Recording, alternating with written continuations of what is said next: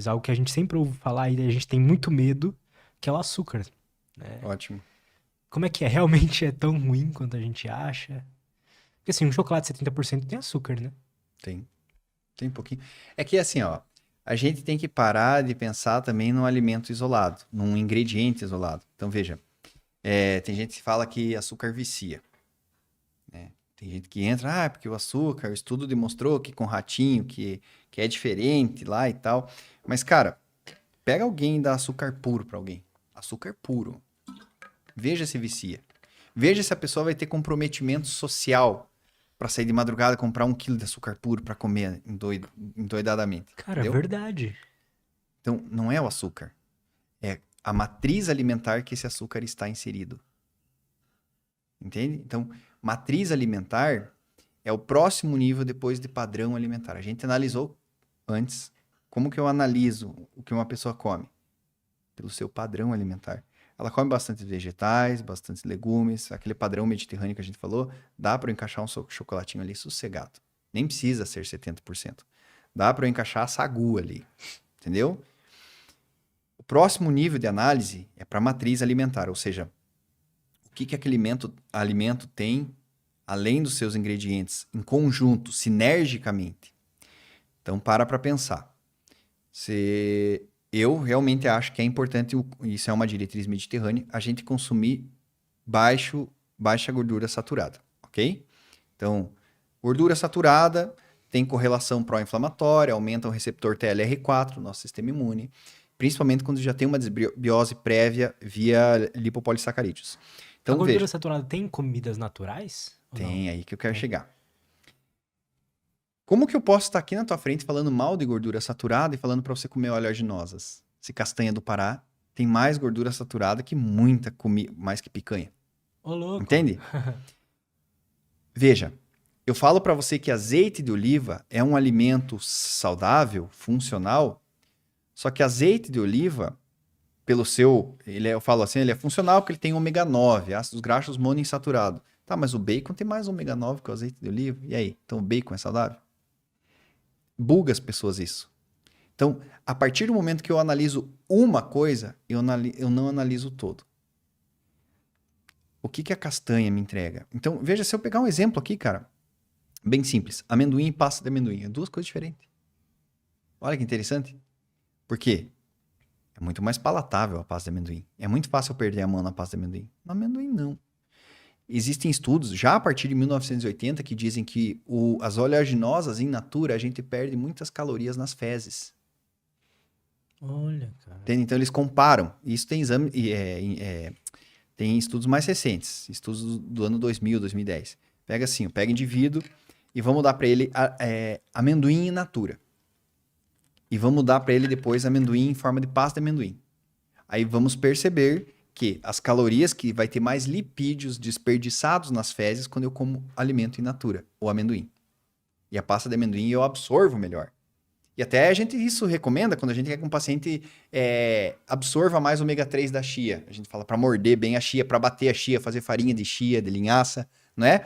Porque aquela casca de celulose que tem na planta, de ligninas, que faz parte da parede da planta, de hemicelulose, uma vez que é quebrada, ela joga o lipídio e esse lipídio tem mais fácil transporte no meu epitélio intestinal. Só que quando eu como in natura, pela mastigação natural, eu não consigo deteriorar tanto assim. Eu já vou chegar no açúcar. Mas veja, a maneira como esse alimento é apresentado importa. Então, não é a questão de ter gordura ou não. É a questão da matriz que ele está inserido, percebe? Sim, sim. Então, a matriz é as 100 calorias, é os 100 quilômetros. Como que essas calorias vão chegar, no final das contas? Então, veja, se eu falar do açúcar, eu vou dizer sim, o açúcar deixa as coisas mais palatáveis. E de fato deixa. Mas para um paciente que está horrível, fica ruim, é bom. Onde que eu quero chegar? Paciente que consome uma xícara de café com 8 colheres de açúcar, não preciso tirar o açúcar dele. Eu vou fazer virar 6 colheres. Dieta progressiva. Depois, eu vou 4 colheres. E esse paladar vai se reajustando, entendeu? O problema do açúcar é só concentração de calorias e hiperpalatável, como é com a gordura, como é basicamente com todos os ingredientes. Então, Cara, teve uma situação na minha vida muito engraçada que um casal de amigo nosso foi fazer uma despedida, a gente foi fazer um happy hour e eu não tava com fome, Lutz. Eu tinha comido, eu fui do consultório direto pra esse happy hour. Então no consultório eu tinha comido minhas 3 frutas e um potão de iogurte. Quais frutas você gosta? Cara, eu gosto de comer no consultório nectarina. Que isso? Nectarina, cara, é tipo um pêssego vermelho, Bota uma foto tipo aí. ameixa. Vai, tipo, nectarina. Eu gosto de comer maçã e pera. Coisas práticas Coisas ali. práticas, Legal. coisas práticas. Consultório eu gosto de coisas práticas. Aí mais um copão de iogurte. Aquele Yorgos, gosto do Yorgos. E, cara, eu tava full, tava legal. Só que aí chegaram lá e pediram uma cestinha de... É isso aí. Entendi. É uma mistura de pera com ameixa com maçã. Entendi. Pêssego. Caramba, cara, é uma fruta doida. É. Nunca E o tinha visto. legal é que ela tem, na casca, ela tem quercetina, que é um flavonoide, e dentro ela tem mais beta-caroteno, que é o que a gente encontra na cenoura. Então ela tem uma mistura de fitoquímicos bem interessante. Nossa, é uma fruta misturada É. mesmo, parece um monte de A fruta junto. nectarina, a ameixa, vamos dizer assim, a ameixa mesmo, aquela mais roxinha, Sei. ela acaba sendo uma mistura mesmo de frutas vermelhas, em termos de fitoquímicos, né? Frutas vermelhas e carotenoides. Então, é que ele Olha, entra na cara, parte que legal. intelectual, que eu gosto de ficar pirando, sabe? Tipo, hoje eu comi pouco desse fitoquímico, vou consumir mais aquele lá e tal. Pira, né? Então, eu tava sem fome, eu tinha comido no consultório, e a gente chegou, sentou numa mesa de happy hour, e alguém pediu onion rings. Cara, sem mentira, eu tava sem fome. Foi eu comer uma onion rings, eu não consegui mais parar de comer. Entende? Não é a gordura. Gordura tinha no iogurte. Entende? Não é a gordura do onion rings. É toda a matriz alimentar. É o contexto inteiro. Porque a gente não come gordura, a gente não come proteína, a gente come alimento. Então, se eu fizer uma batata para você assada, é diferente da batata frita. O processamento, volta lá no Carlos Monteiro da USP. Processamento importa. Então, o açúcar, cara, como é que tá esse açúcar? Tem um estudo muito interessante, cara, que eles fizeram o seguinte. Fizeram com ratinhos, mas dá pra gente pensar como seria fácil pensar em seres humanos. Eles pegaram os ratinhos e dividiram em grupos. O primeiro grupo dos ratinhos consumiam a ração normal dos ratinhos, ração de laboratório. O segundo grupo, eles fizeram uma ração mais hiperpalatável. Colocaram na ração gordura e açúcar. Deixaram a ração mais gostosinha. E olha que interessante o terceiro grupo que eles fizeram, porque o artigo entra na seguinte questão. Snack, ficar beliscando, importa? Então, o que eles fizeram? Eles deixaram a mesma ração normal do grupo 1, mas deixaram a gordura e o açúcar separado para o ratinho ficar fazendo snack. Olha que interessante. Resultado.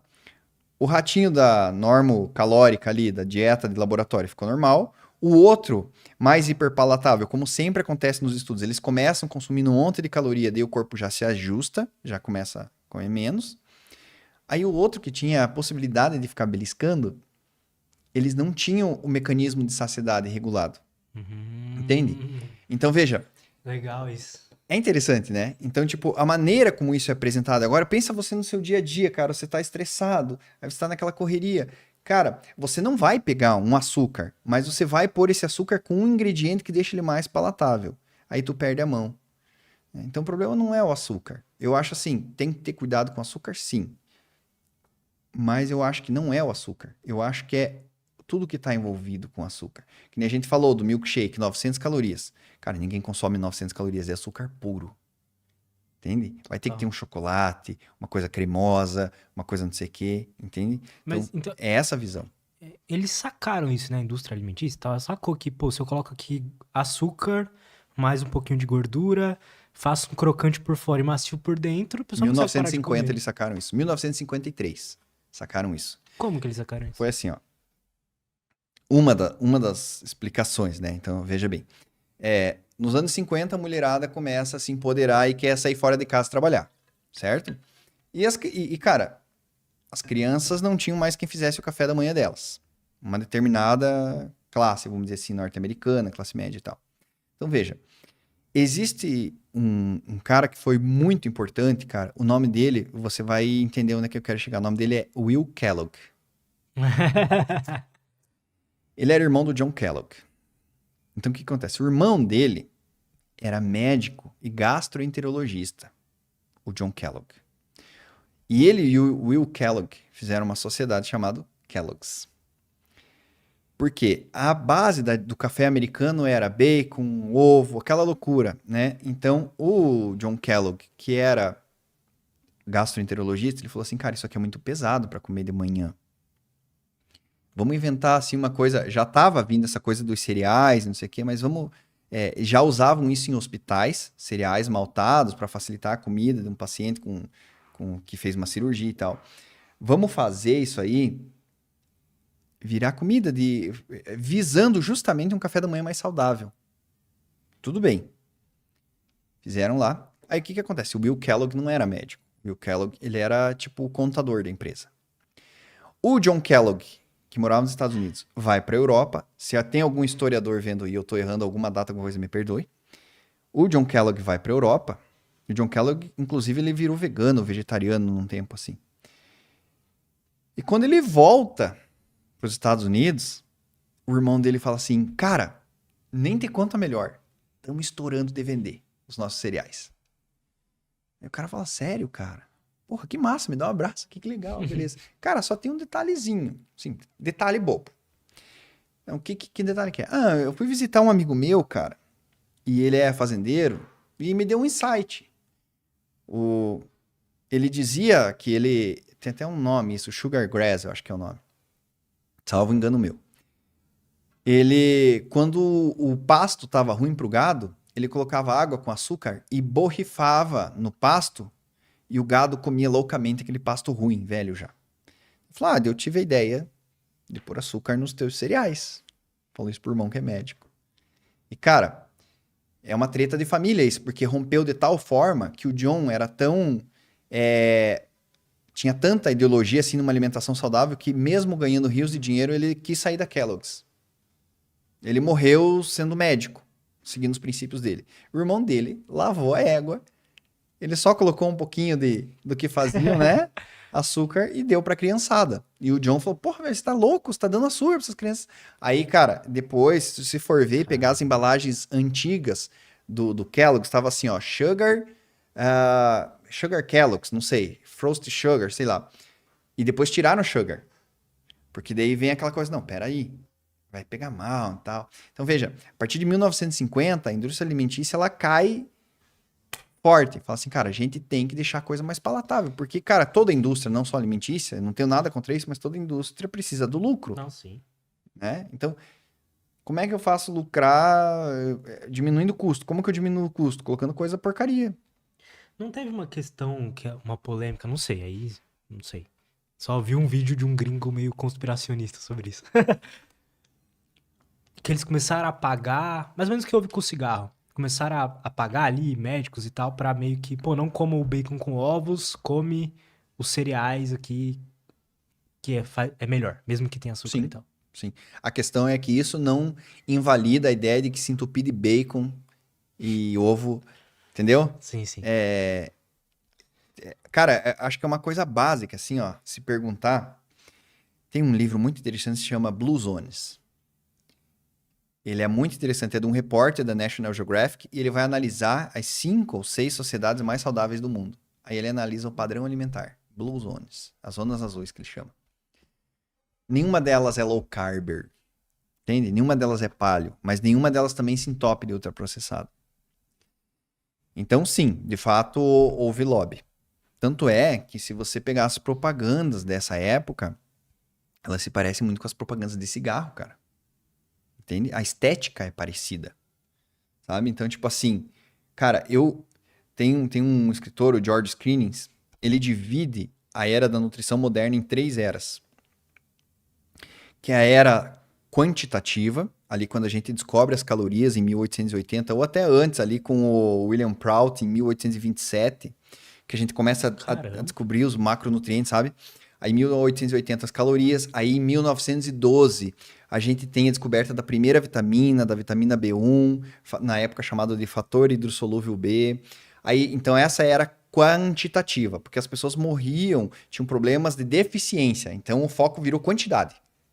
Só que essa quantidade extrapolou.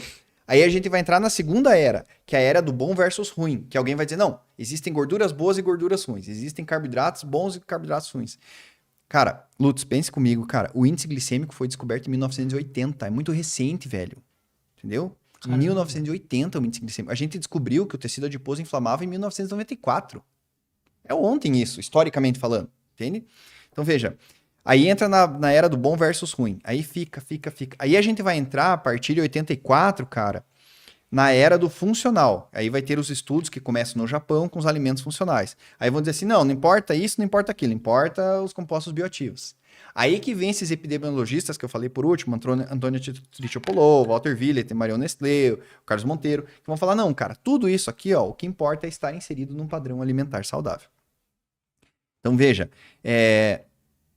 vamos ver como é que as pessoas se alimentam nas sociedades mais saudáveis. Parece uma coisa bem besta, Óbvio, né? O Michael Pollan, você já deve ter visto ele alguma coisa. O Michael Pollan é bem interessante, cara. Ele tem até uma série no Netflix que ele fala sobre o vento, o fogo, o ar, como que a gente come. Cooking, eu acho que é o nome da série dele. O Michael Pollan é massa, cara. Não, eu já ouvi falar disso. Ele é massa. Tem um livro dele que chama-se O Dilema do Onívoro. É sensacional, cara. Que ele fala assim, cara, o que é a experiência de um ser humano entrar num mercado hoje? É diferente de entrar numa selva. Porque, cara, no mercado tá tudo muito colorido, dizendo, me coma, me compre, me compre, me compre. Entendeu? Então você aí vai gatilhos e tal. Então eu acho, cara, que assim, só pra gente não fugir muito do tema, a dieta, ela tem que contemplar alimentos in natura e tem espaço, sim, cara, pro comfort food. Tem que ter. Você não pode negar isso, cara. Quando alguém vem e me diz assim, mas esse alimento aí... Uma vez eu vi, cara, puxa, um corte de um podcast aí, conhecido o cara falando que o outro era inferior porque ele era guiado pelo seu peso, falar, eu sou dono de mim, porque eu não como isso. Cara, não, todos nós somos guiados por crenças, até o cara mais marombeiro, ele acredita que aquela proteína vai pro músculo, quem garante? Quem garante que aquela proteína vai proteína pro músculo, mas a gente sempre, a gente erra. Então, cara, mais uma vez, açúcar se você me pedir para qualquer alimento, cara, leite e o pão e não sei o quê, como é que tá o padrão alimentar? É importante porque tem pessoas que não vão fazer questão de ter pão na dieta. Tem pessoas que o pecado não é o açúcar, é o sal. Entendeu? Tem pessoas que o excesso é o sal. Gosto muito de comida. Tem gente que não quer nem... Cara, mas não tá nem aí com chocolate, mas 3 horas da tarde coxinha. Entendeu? Então, cara, é caso a caso.